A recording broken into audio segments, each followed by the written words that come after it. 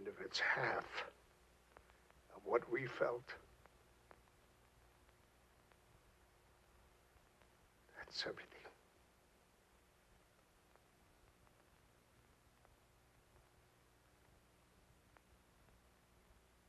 I was given an Oscar for that last film, but I always felt that the award was really meant for both of us. Through the years, I've tried to capture the essence of Spence. He had a wonderful head, but he was a difficult man to know.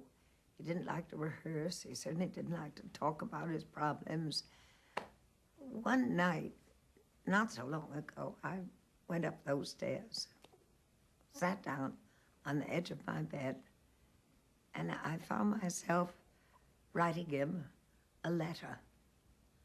And I've got that letter here, and I'd like to read it to you.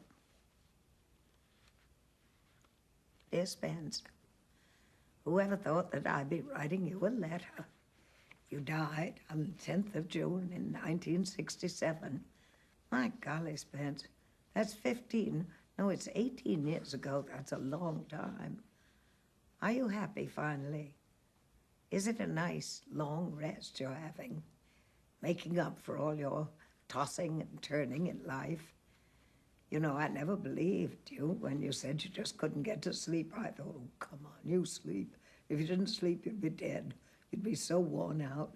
Then, remember that night when, oh, I don't know, you felt so disturbed, and I said, well, go on in, go to bed, and I'll lie on the floor and I'll talk you to sleep. I'll just talk, and you'll be so bored you're bound to drift off. Well, I went in and I got an old pillow, Lobo the dog, and I lay there watching you and stroking old dog. I was talking about you and the movie we just finished. Guess who's coming to dinner? And my studio and your new tweed coat and the garden and all the nice sleep-making topics and cooking and dull gossip. But you'd never stop tossing. To the right, to the left, shove the pillows, pull the covers, on and on and on. Finally, and really finally, not just then, you quieted down. I waited a while, and then I crept out.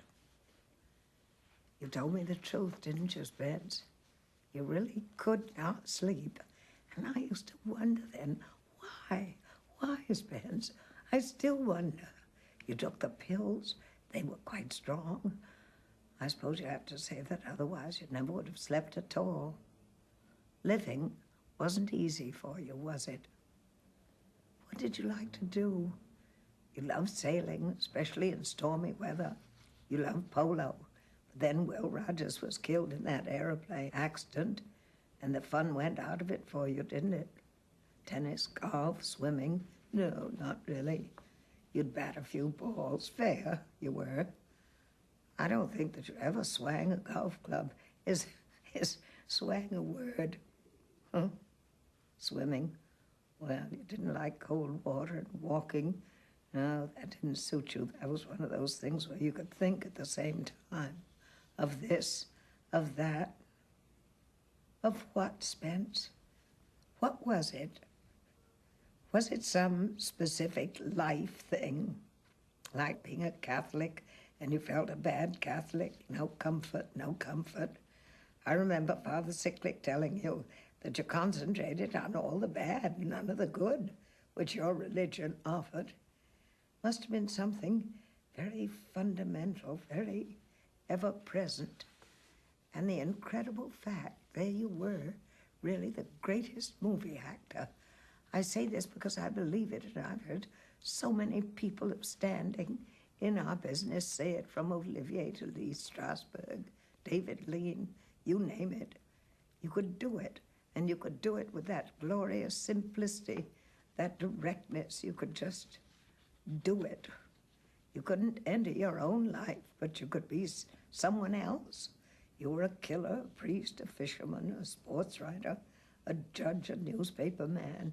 You were it in a moment. You hardly had to study. You learned the lines in an instant. What a relief. You could be someone else for a while. You weren't you. You were safe.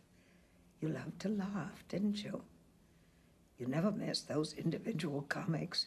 Jimmy Durante, Phil Silvers, Fanny Bryce, Frank McHugh, Mickey Rooney, Jack Benny, Burns and Allen, Smith and Dale, and your favorite, Bert Williams.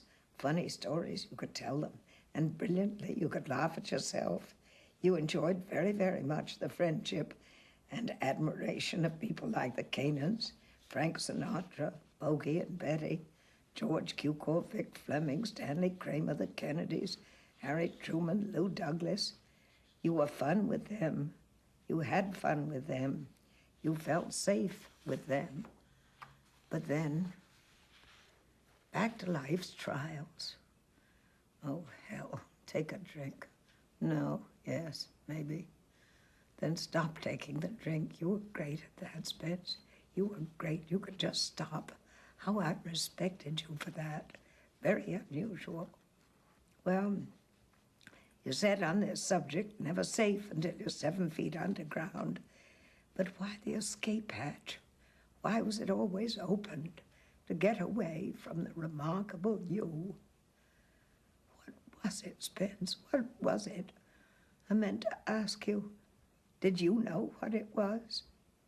What did you say? I can't hear you.